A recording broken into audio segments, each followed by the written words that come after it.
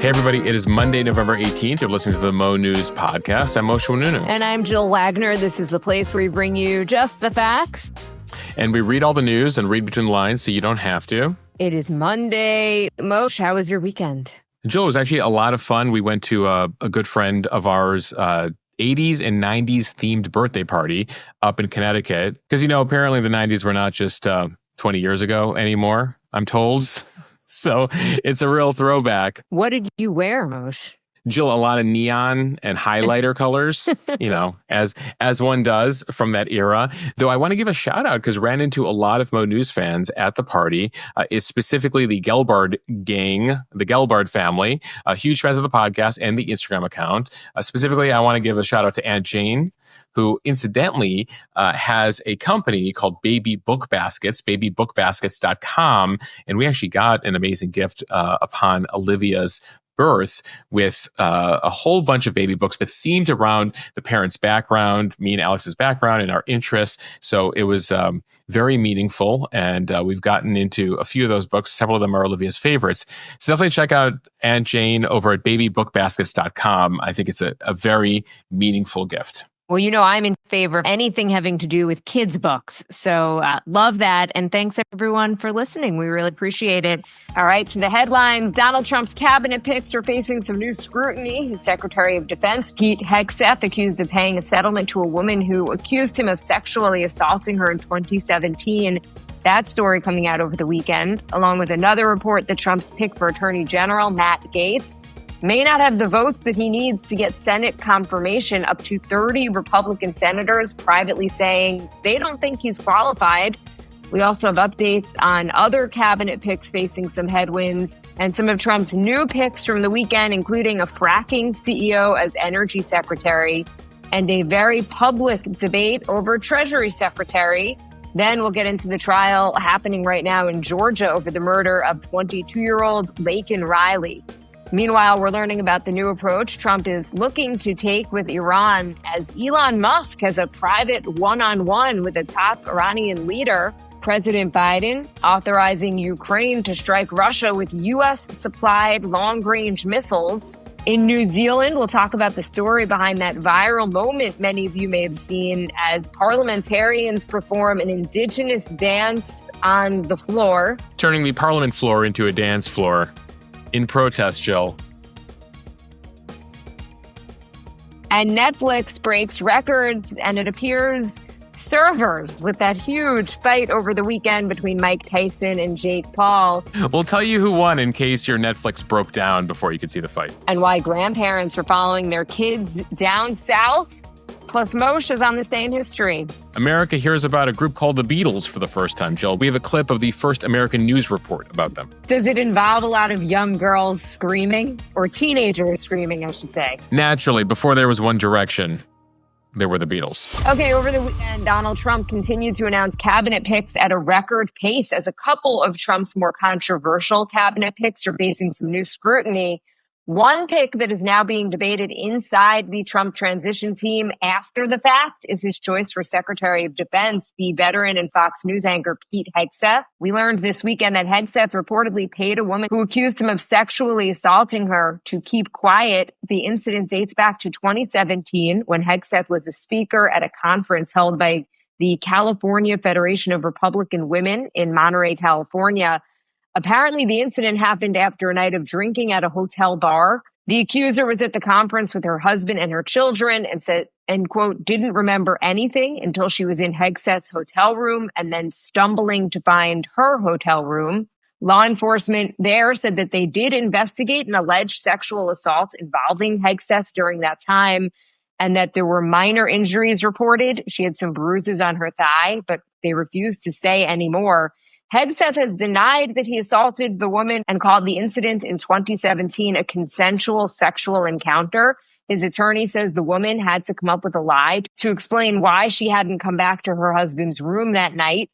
Hegseth hasn't been charged in any criminal case or named as a defendant in any civil lawsuit. Hegseth is saying he had only paid the woman because she threatened to file a lawsuit during the Me Too movement, and he didn't want to lose his job at Fox News, calling himself a victim of blackmail. Moshe, it does sound, though, like Trump's team was totally caught off guard by this report. Yeah, the reports are that Trump's team found out only 48 hours after Trump already announced Hegseth for defense secretary, which itself was a very quick decision with just a few days of consideration. It's important to note here that Trump is naming cabinet secretaries at a record pace here, something we have not seen in history because he's foregoing normal vetting processes that president-elects have relied on before making cabinet picks. You typically go through FBI background checks. Instead, Trump doesn't trust the FBI, so he's relying on private companies to vet his candidates. He's also trying to avoid slowdowns in the FBI process. Those background checks by the FBI, much more intrusive than these private companies, apparently, and they could bring up embarrassing information that would be bad politically for his nominees. Though that is sort of the point in previous years is you use the FBI to make sure there aren't these embarrassing things in these nominees' backgrounds. So Trump doesn't trust the FBI. He's using private companies. In some cases, he's making very spur-of-the-moment decisions. We told you about the Matt Gaetz pick last week for Attorney General that he made literally aboard his plane while flying with Matt Gaetz to Washington. So now the Trump transition team dealing with these Hegseth allegations, they are still standing by him as of now. His communication director saying that Hegseth denies the allegations, no charges were filed, but it already comes after the fact that Hegseth was a controversial pick. Besides these allegations here regarding sexual assault, he has no senior military experience, he has no public office experience, he has no real management experience when it comes to running huge organizations like the DoD. And then on top of that, he is known for some controversial opinions, including saying that he's against women serving in combat roles. That has been policy now for a decade at the Pentagon. And there are some folks, even conservative folks inside DoD, who say, listen, there are problems here at the Pentagon, but culture, which is sort of priority item one for Hegseth, is not the top issue. It's more military readiness, weapon systems, a variety of other things. So Hegseth was already going to have some challenge getting through the Senate there. And now we have these personal allegations. We'll see what comes of that. A reminder here, the Department of Defense, 3 million employees between civilians and military personnel, a budget of about $1 trillion. Typically, your secretaries of defense are 3- or 4-star generals with an immense understanding of DoD, or a CEO, someone who's run a huge organization, since that effectively is what DoD is. And you only have a couple of years to get things done. And if you spend too much time trying to learn the organization and how it operates, you start to run out of time pretty quickly there, especially given that you also have crises to deal with. So even if you come in with your agenda on a daily basis, there's this attack in Iran, the Israelis are doing this is happening in Ukraine, this is happening in China, there's a terror, issue in North Africa, and so on and so forth. And that's part of the challenge and why many people, even again, Trump allies, and you're seeing this editorialized in the Wall Street Journal and other conservative publications saying, Hegseth better have some people around him who know how DoD operates if he wants to have any success there. But the most intense pushback that the Trump team is getting is for choosing former Florida Congressman Matt Gaetz for Attorney General. NBC News reports that an estimated 30 Republican senators are privately saying that they think Gaetz is simply unqualified for the role and that they don't see a path for him to be confirmed to lead the Department of Justice. A reminder that with a 53-47 majority, Republicans can only lose 3 senators at most from their side. Yeah, and it sounds like 30, at least privately, are willing to say, I don't think this guy's qualified. But there's a huge difference between private and public. And the question is whether any of these 30, how many of these 30, are willing to come out publicly against President Trump here. Trump folks and Trump allies like Marjorie Taylor Greene and others are threatening senators, saying if you do not give the president who he wants, he will make sure that he runs someone against you next time you're up for election. NBC also reporting that Vice President-elect J.D. Vance and his aides have been working the phones for the past few days, trying to gauge Senate support for Gaetz. ABC News is reporting that Gaetz himself is also making calls to senators. The Trump team, as of right now, is still standing by him. They say they are confident that he'll get confirmed. Gaetz is a 4-term congressman from Florida. He's been embroiled in a number of controversies during his time in the House. He was investigated by the Justice Department in a case where he was accused of sex trafficking a 17-year-old girl. Gaetz has denied that. That investigation was ended last year, but the House Ethics Committee began its own investigation in 2021 looking into the sex trafficking allegations. plus illicit drug use and other things. And after 3 years of investigation, the committee was set to release that report in a matter of days or weeks. Yeah, but Gaetz stepped down upon his nomination last week from the House after Trump announced him as AG. So technically, he's no longer under the jurisdiction of the House Ethics Committee. Not a coincidence there, likely. There have been calls from a number of people on Capitol Hill. Remember, Gaetz doesn't have many friends among Republicans even there, given some of his background, what he's been up to the past couple of years. So even some Republicans are saying, release the report. Now, the House Speaker, Mike Johnson, who was with Trump over the weekend, including at a UFC match and aboard his plane, said it would be inappropriate right now to release the report since Gaetz is no longer in the House. He said the report is more of a rough draft, not ready to be released, despite the fact that they've been investigating for 3 years now. Jill, and watching some of the commentary on this, if there was nothing in the report, as in if the report exonerated Gaetz, I imagine they would love to release that report. It's leading many to assume that there are things that are not so good about him in that report, leading Johnson, again, here to say, don't release it. You do have Republican senators who are saying, listen, can you at least send it over here for us to read the report as we hold hearings regarding his nomination here as Attorney General. And so we're going to watch all this back and forth. And already you're hearing some details leak out on Friday in terms of who testified, including one of the girls who makes allegations against Gaetz, as well as somebody who knew one of those girls. So we're watching details leak out as there's frustration on Capitol Hill among many of Gaetz's critics that this report is not being released to the public. Now, again, the reporting is that there's at least 30 Republican senators out of the 53 that are like, yeah, he's not qualified to be Attorney General. How many of them come out against Gaetz is not clear. It's not looking great for him. And you can imagine the Republican Senate saying, listen, President Trump, this guy's not going to go, but we're happy to vote through the rest of your nominees. So it's potentially good luck here for some of the other controversial nominees. We mentioned Hegseth earlier, and there's some others we'll go through here.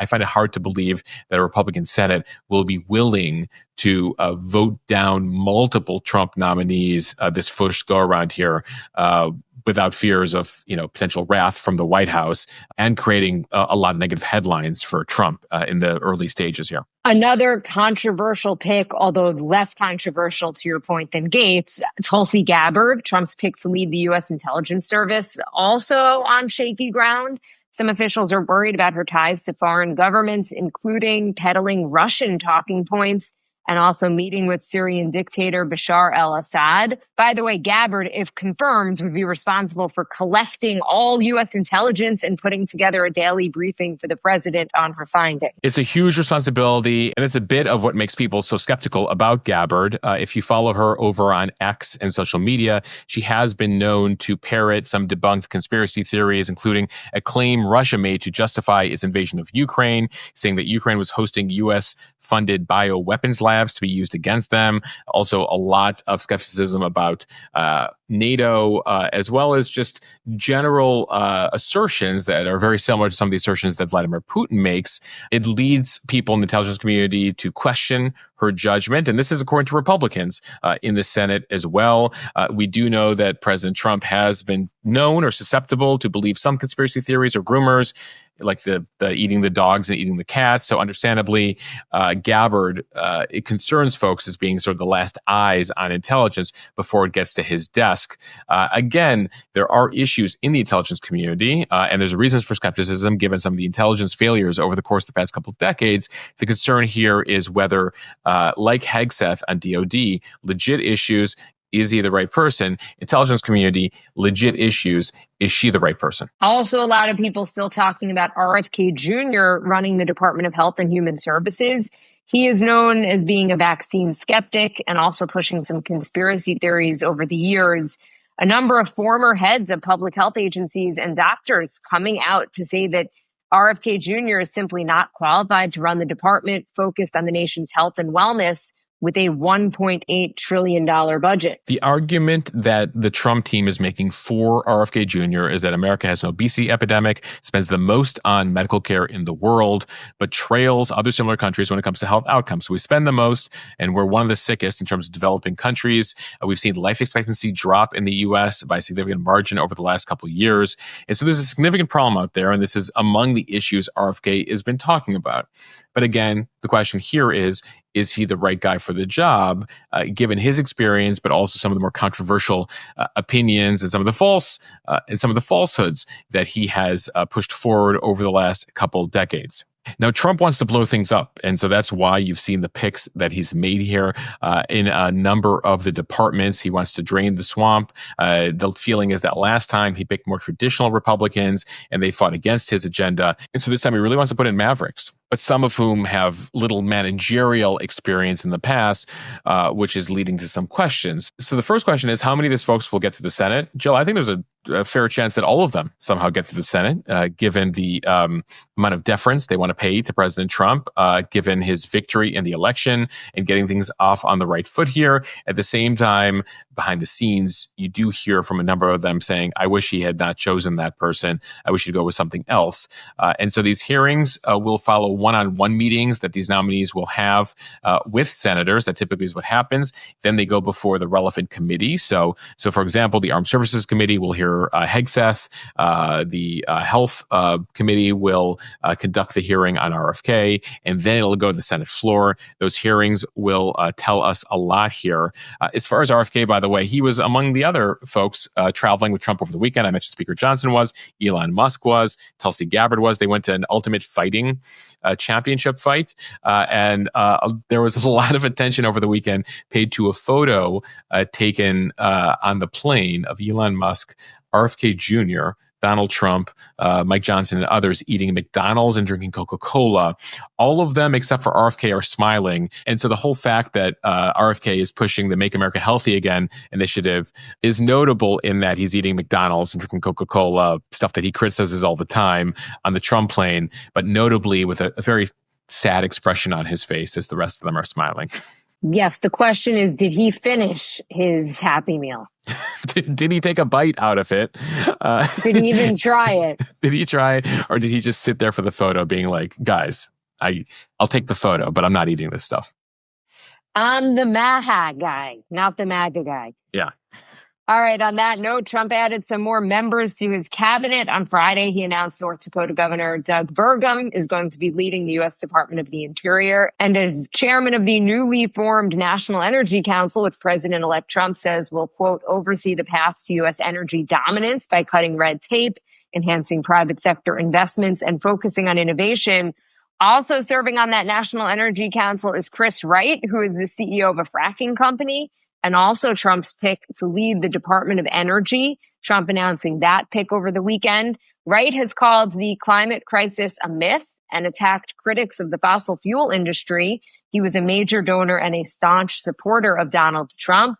Trump has called for more oil production in the United States, which, as we have mentioned on this podcast before, is already the largest oil producer in the world.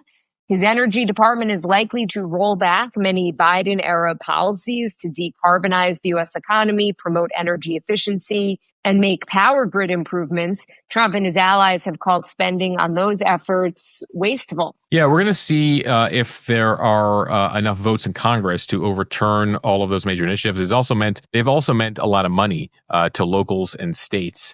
And so that is the question with a lot of these initiatives that they'll be pursuing is, will they be able to roll things back, or will ultimately have these things sort of like Obamacare converted enough Republicans and enough of the public to say, wait, I don't want you to cut that program. One thing we'll be looking out for this week, Jill, is Treasury Secretary, the leader of America's economy. There's been a lot of chatter from Trump's closest allies about who they want.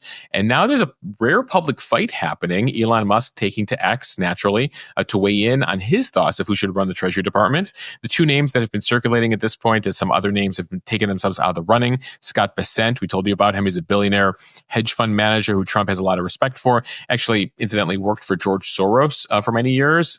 Very liberal George Soros. So sort of interesting that Trump is considering him here. But he is respected by a number of folks on Wall Street. The other name being thrown about is Howard Lutnick, the co-chair of Trump's transition team. He also is a multi-billionaire CEO of the Wall Street firm Cantor Fitzgerald. Elon Now, Elon and others around Trump have put their hat in the ring for Lutnick, saying he will actually enact change. They're not fans of Besant, though now Besant is lobbying them. So Elon Musk, RFK Jr., both saying, go with Lutnick here. This, again, is rare. We've never seen this before, where you see this outward lobbying by people in the president's elect's close orbit, as opposed to just dealing with it privately with him. So interesting here that they're using social media to try to convince him one way or another. Besant has been a favorite of those who want a more steady mainstream approach to the economy. Lutnick is supported by more of the diehard loyalists, more of the hardcore MAGA crowd around Trump. Remember, Treasury Secretary is a key role here. You help craft tax legislation, you negotiate trade agreements with foreign leaders. There are big consequences here for the U.S. economy, but also Wall Street, and people are closely watching that in New York. It'll be interesting to see the public lobbying here and whether it makes a difference. We talked last week about that Senate election where a number of the people, including Elon, were pushing for Rick Scott.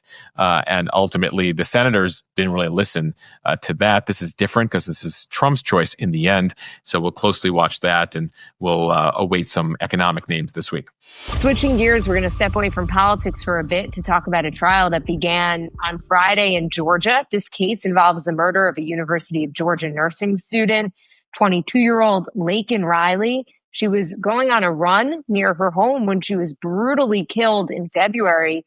Her body was found in the woods near a jogging trail on the university campus. The man on trial for her death is Jose Ibarra. He is an undocumented immigrant who came to the U.S. illegally 2 years ago.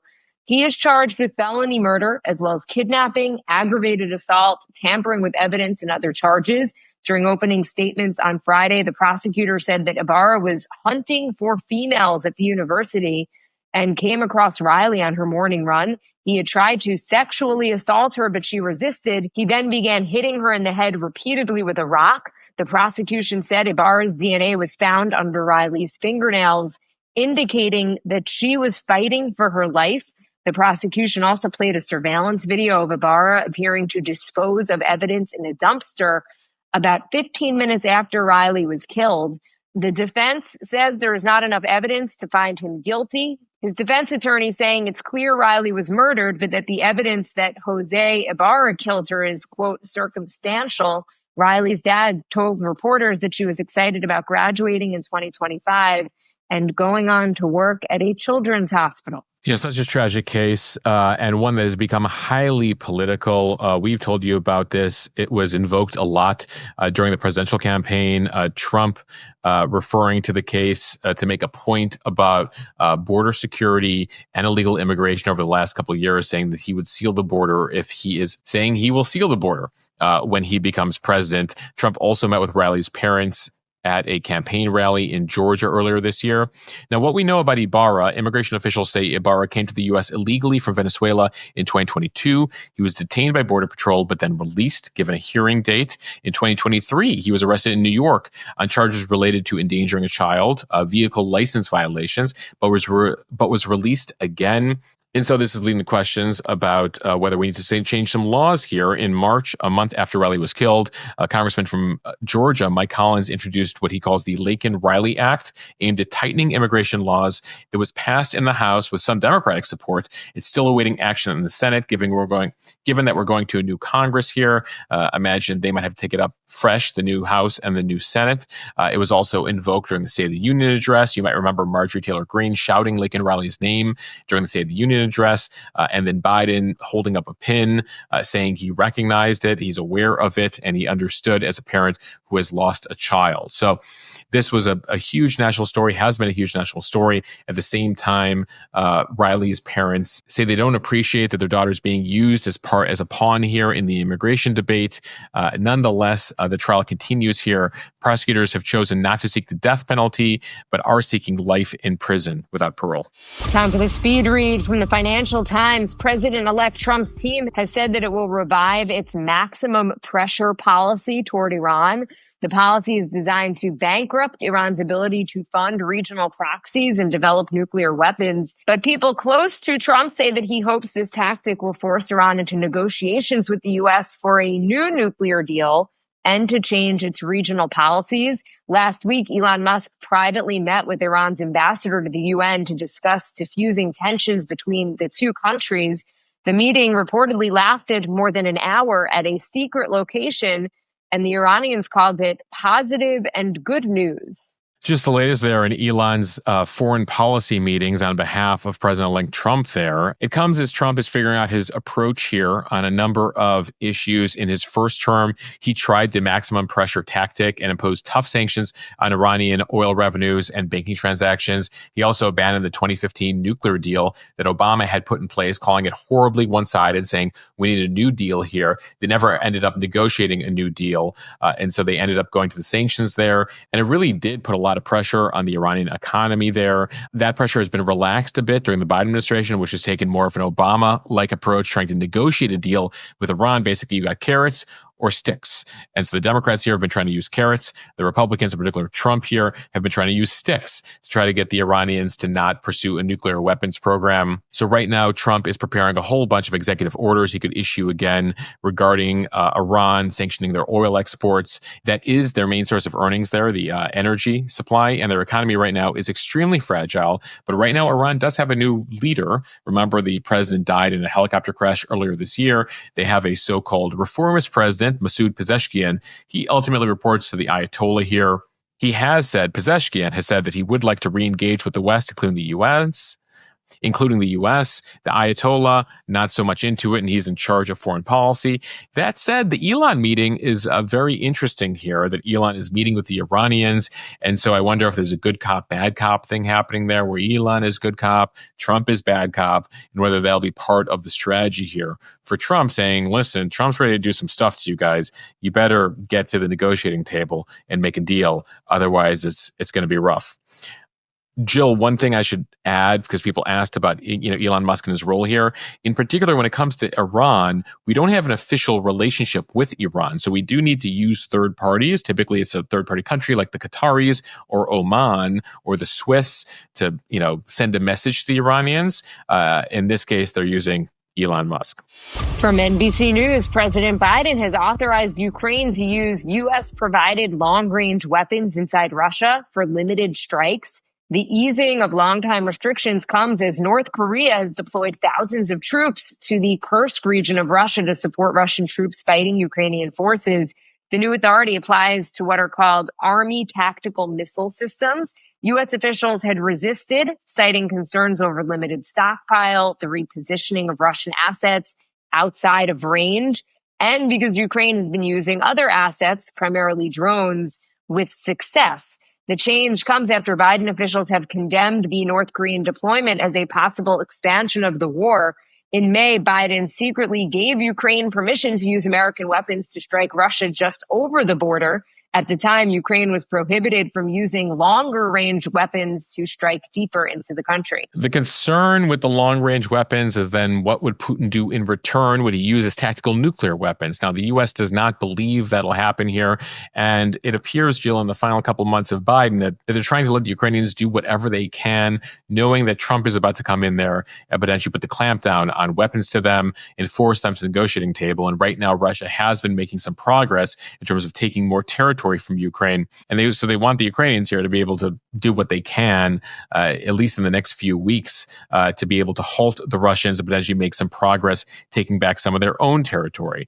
At the end of the day, though, they don't expect that this will fundamentally shift the war in any way, but it is to send a message to North Korea, the North Korean troops that are now backing up the Russian troops, that they should not send any more of them. While the belief is that the Ukrainians are going to use these missiles against Russian and North Korean troops on the battle lines there and into Russia, leaves the door open. Maybe Ukraine can strike deeper and hit other North Korean assets. And so that's the sense here. At the same time, World War III was trending on Twitter yesterday, Jill, with a whole bunch of folks around Trump, frustrated by the move, saying, this is going to create World War III here. But it does appear that while the U.S. had a lot of fears that, they were trying to hold Ukraine back from doing A, B, and C, as they've allowed it to do it, as they've allowed the Ukrainians to do more here, it hasn't really led to a significantly different reaction by Putin despite all of his threats. And so it appears they're taking, the gloves off here in this next round. From the BBC, New Zealand's parliament was temporarily suspended on Thursday as lawmakers performed an impromptu war dance meant to demonstrate the community's anger and fear over a bill related to its country's indigenous people. The bill aims to reinterpret the country's founding treaty with its indigenous people. During an initial reading of the proposal in Parliament, when the Speaker asked a Maori lawmaker how her party would vote on the principles of the Treaty of Waitangi bill, she stood up, she tore up her copy of the legislation and started to perform a haka, which is a traditional indigenous war dance. So take a listen to a bit of it. The lawmaker was announcing her vote before breaking into that chant and leading the war dance on the floor. E ono ngā pōti e whakahe. Kawana, whakakamanu whiriti a koe. Kamate, kamate,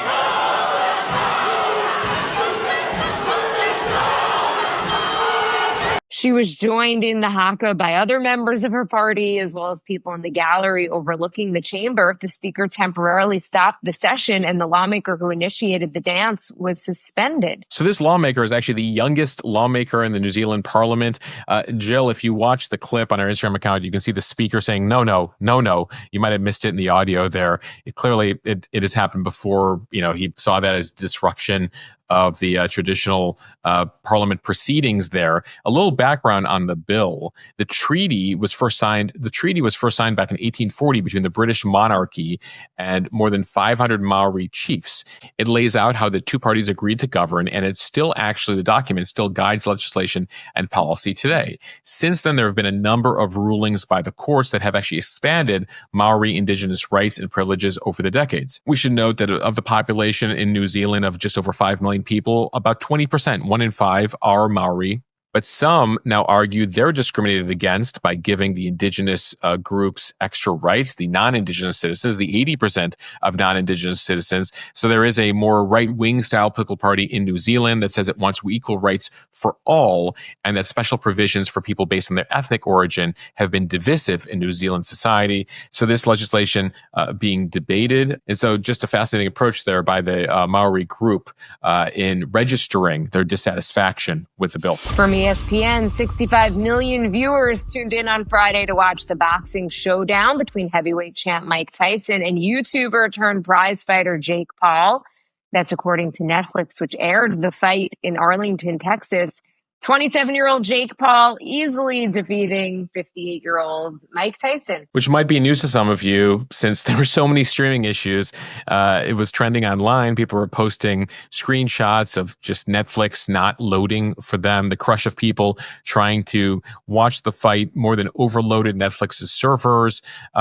This, by the way, not new for any of you that tried to watch the Love is Blind recent live event and some other live events. This, by the way, probably doesn't seem new to any of you who tried to watch the Love is Blind reunion, and is a big deal as Netflix prepares to air Christmas Day football games, NFL games, next month, Jill. So they clearly need to do some technical upgrades there. A lot of frustration among people who are trying to watch what turned out to be several hours of fights and programming on Friday night. The chief technology officer of Netflix telling employees that the unprecedented scale created many technical challenges, which the launch team tackled brilliantly by prioritizing stability of the stream for the majority of viewers. We don't want to dismiss the poor experience of some members and know we have room for improvement, but we still consider this event a huge success. We should also note, Jill, that Friday night, the fight as part of that programming between Katie Taylor and Amanda Serrano, it was a lightweight championship fight, was the most watched women's sporting event in U.S. history. 50 million people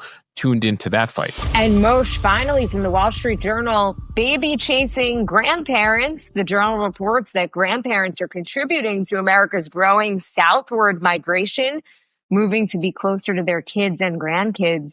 It comes as young people have prompted a population boom in the South over the past decade, choosing to raise families in places where they could find more affordable housing and a lower cost of living. So rather than being virtual grandparents, older people are following their kids and relocating as well.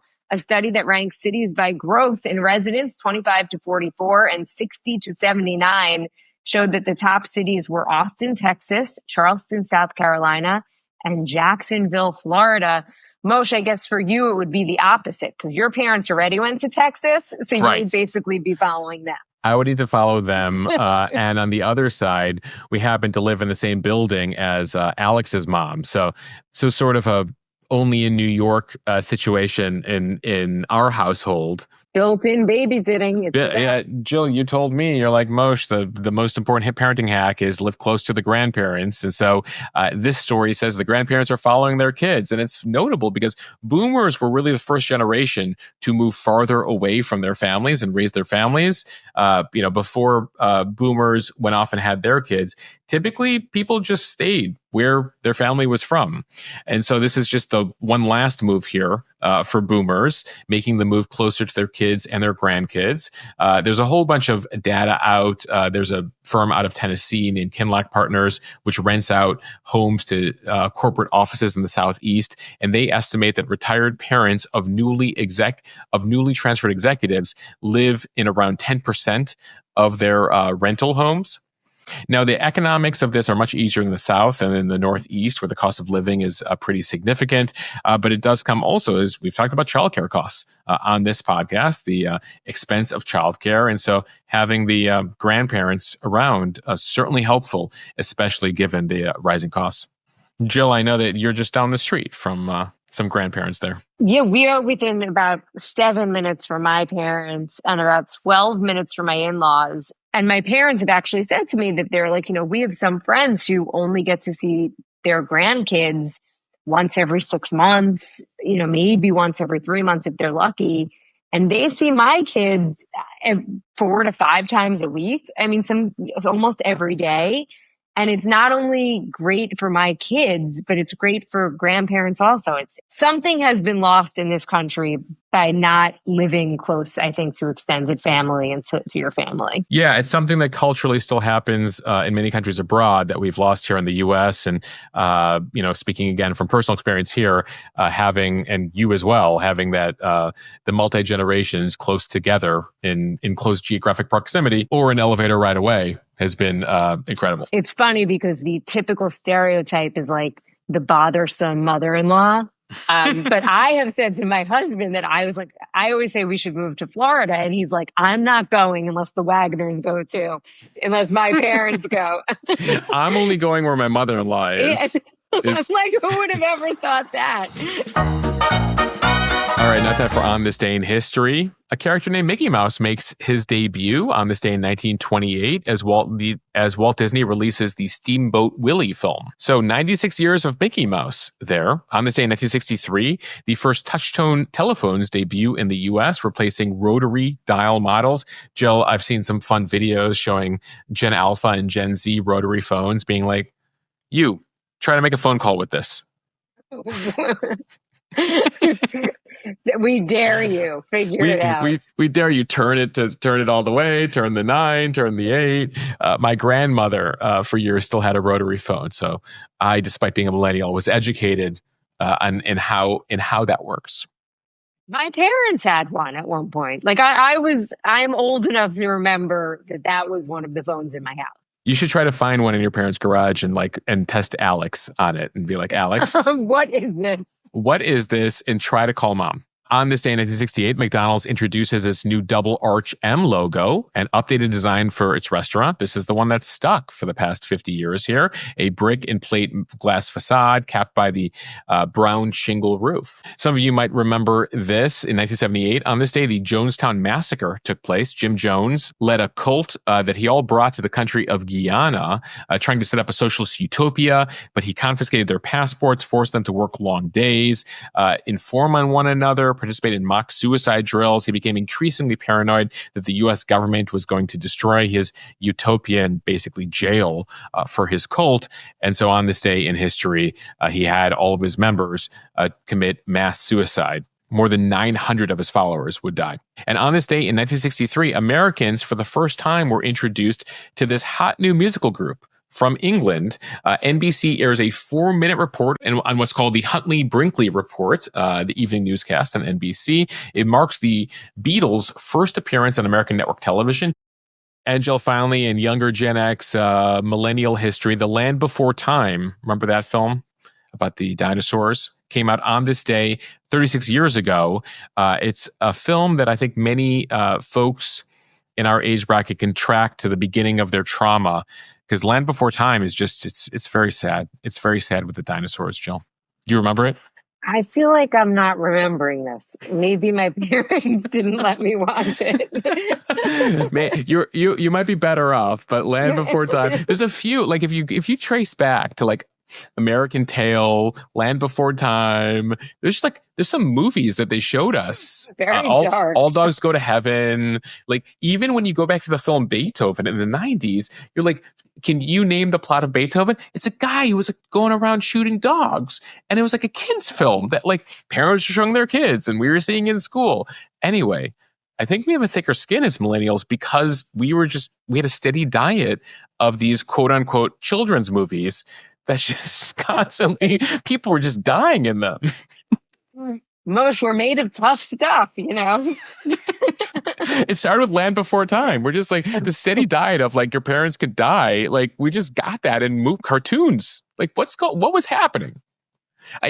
Honestly, we're probably, if you read the original Brothers Grimm, it was our grandparents or great-grandparents, like their children's books all had like horrible, if you read the original Cinderella, Jill, before Disneyifies it, like it is like pretty grotesque, some of these children's stories. So I guess you could say as a millennial, we had like a much softer version of it versus like preceding generations, but still have to say, there's certain song, like certain music from these films to this day, a tear rolls down my cheek. No, but don't even get me started on Disney movies. They all are very twisted, and like each character has some strange relationship to their parents, or their parents died. Frozen. They're almost all like Bambi, Dumbo. Like they're all like, yeah, all their parents die in all the Disney films. It's very, very odd. They're really trying to get Walt Disney really trying to get you to grow a thick skin. On that kind of not light note, we want to thank you for listening to the Mo News podcast. Normally we like to end this a little bit more cheerful, but it is what it is. Well, on a cheerful note, Jill, I think we're stronger for it. Yes, what doesn't kill you makes you stronger. If you like what you hear, please share this with your friends. It will help us grow. Follow us and subscribe so you don't miss an episode, and give us a kind review in the App Store. We'd appreciate it. Thanks, everybody.